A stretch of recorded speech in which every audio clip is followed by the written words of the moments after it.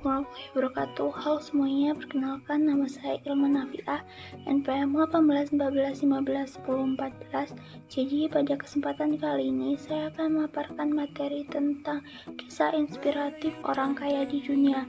Nah, tokoh kaya di dunia yang saya ambil di sini adalah Farah Gray, atau yang lebih dikenal dengan sebutan CEO abad 21. Jika kalian ingin tahu lebih lengkapnya, tonton terus ya. Gray, atau yang lebih dikenal dengan sebutan CEO abad 21. Farah Gray dilahirkan pada 9 September 1984. Ia terkenal sebagai miliarder termuda, yaitu pada usia 14 tahun. Farah Gray adalah seorang anak yang berasal dari kalangan minoritas di Amerika. Dan sekarang pun ia masih menjadi bagian dari kalangan minoritas, namun kondisinya berbeda. Jika dahulu dia adalah seorang keturunan Afrika Amerika yang miskin, yang merupakan minoritas di Amerika, maka sekarang ia telah menjelma menjadi miliarder muda, yang juga merupakan minoritas di dunia, di mana karena ia telah menjadi bagian dari 1% penduduk dunia yang telah menguasai peredaran uang. Nah, perjalanan Gray menuju kesuksesan bisa dibilang begitu instan. Tapi mungkin daripada disebut instan, mungkin lebih tepat disebut kalau dia orang yang meraih kesuksesan secara cepat atau ngebut, karena ia benar-benar mencapai keinginannya atau impiannya dengan usahanya sendiri, dan tentunya dukungan dari keluarga dan rekan-rekannya. Gray ialah seorang anak muda yang begitu menginspirasi banyak orang.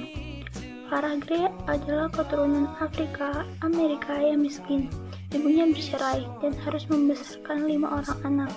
Nah, Farah tinggal di perumahan yang kumuh orang kulit hitam. Di lingkungannya, anak-anak dan remaja banyak menjadi preman, pengedar narkoba, dan para pemabuk. Namun Farah Gray begitu berbeda dengan kebanyakan teman-temannya di lingkungannya.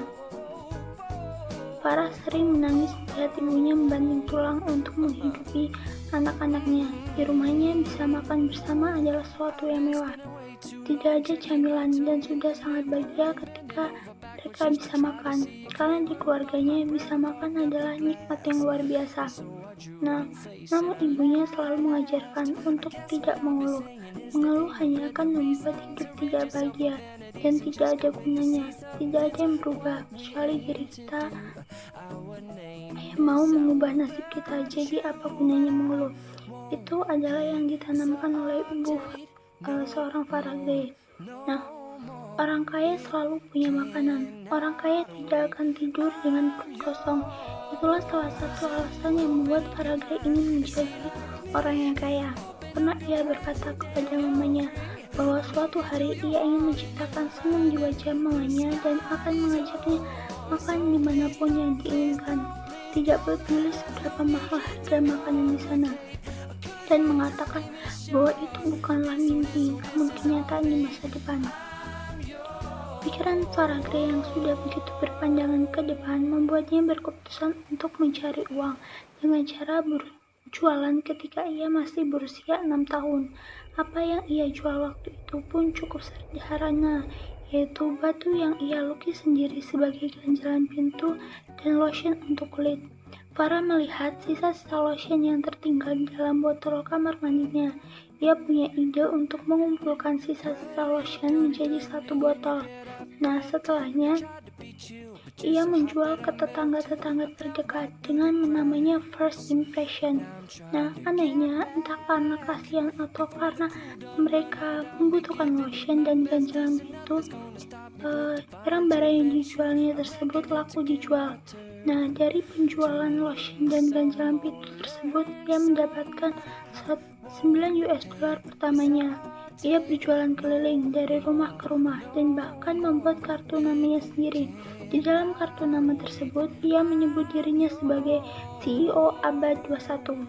8 tahun, Farah berkenalan dengan seorang kenalan mamanya yang bernama Roy Tower. Nah, Farah kagum dengan Roy. Ia memintanya untuk menjadi mentor bisnisnya.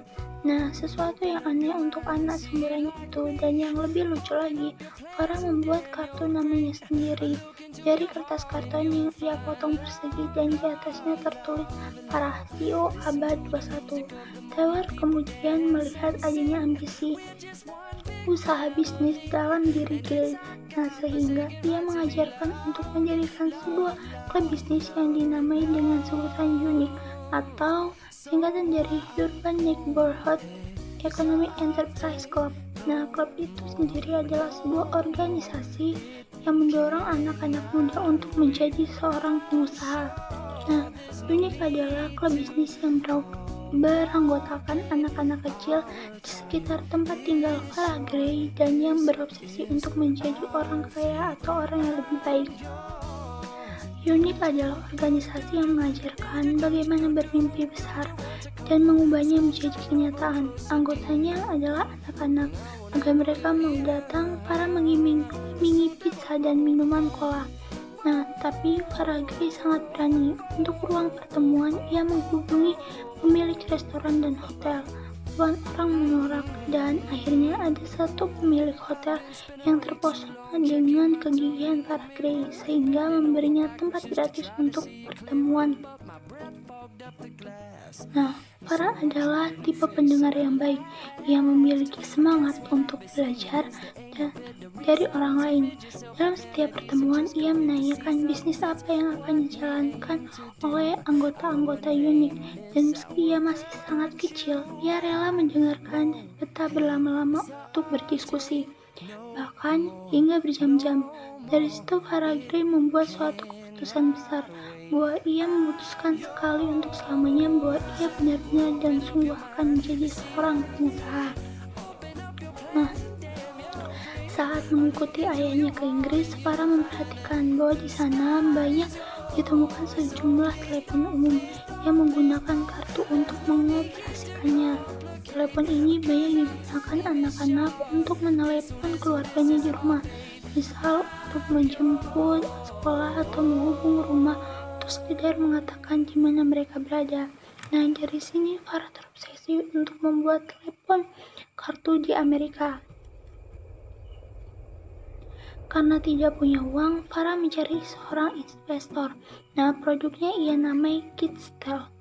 Nah, setelah itu banyak sekali ide-ide bisnis yang bermunculan seperti bisnis sewa game untuk hotel di mana ia ditipu oleh calon investornya, sampai ke bisnis yang membuat ia menghasilkan $1 juta pertamanya saat berumur 14 tahun, yaitu produksi sirup dengan bendera Far Out Foods.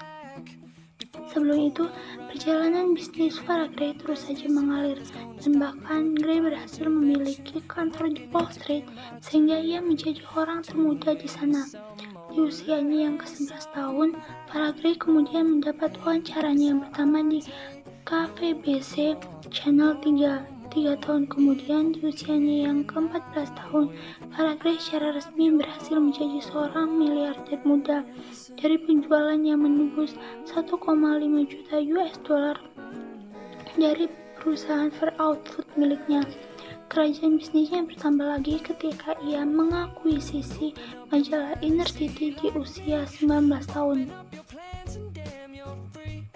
Saat usianya baru 25 tahun, Farah telah mempunyai beberapa bisnis dari KidsTel, perusahaan makanan Far Out Foods yang memproduksi sirup, badan keuangan New Venture Capital Fund. Ia juga memproduksi tayangan-tayangan di televisi mulai dari talk show dan pertunjukan komedi di bawah bendera Inner City. Nah, ia juga menjadi salah satu pembicara favorit anak-anak muda. Farah berkeliling Amerika untuk menyebarkan dan membagi cerita kesuksesannya kepada ribuan orang Amerika. Berkat kiprah Farah Gray dalam bidang bisnis dan juga kemampuan serta integritasnya, ia mendapat gelar doktor kehormatan dari Allen University. Buku-buku yang ditulisnya pun laris manis, dan buku yang melambungkan namanya yang berjudul Millionaire telah dipuji dari berbagai kalangan, termasuk mantan Presiden Amerika Serikat yaitu Bill Clinton, serta penggalang Chicken Soup for the Soul, Jack Canfield, dan Mark Hansen. Dengan berbagi prestasinya yang luar biasa dan usianya yang masih muda itu, Gray tentunya masih memiliki banyak cita-cita. Gray mengatakan bahwa tujuan hidupnya adalah untuk terus tumbuh, berkembang, dan memberi sumbangan atau donasi kontribusi pada masyarakat. Jiwa sosialnya ini telah ia buktikan dengan berdirinya Para-Gray Foundation, sebuah yayasan yang fokus pada pendidikan bisnis bagi anak muda, di mana ia menyumbangkan honornya sebagai seorang pembicara. Farah mendirikan badan sosial yang bergerak membantu penderita leukemia atau kanker darah. Organisasi nirlaba ini membantu para penderita dengan memberikan support biaya kepada para penderita yang tidak mampu. Nah, saat ini Para-Gray sudah menjadi pengusaha yang sukses. Bahkan ia telah menjadi bagian dari 1% orang di dunia yang menguasai peredaran uang. Namun meskipun begitu, Para-Gray tetaplah menjadi pemuda yang dinamis dan optimis, serta menjadi kata-kata dan selalu menjadikan kata-kata dari neneknya untuk terus melangkah maju.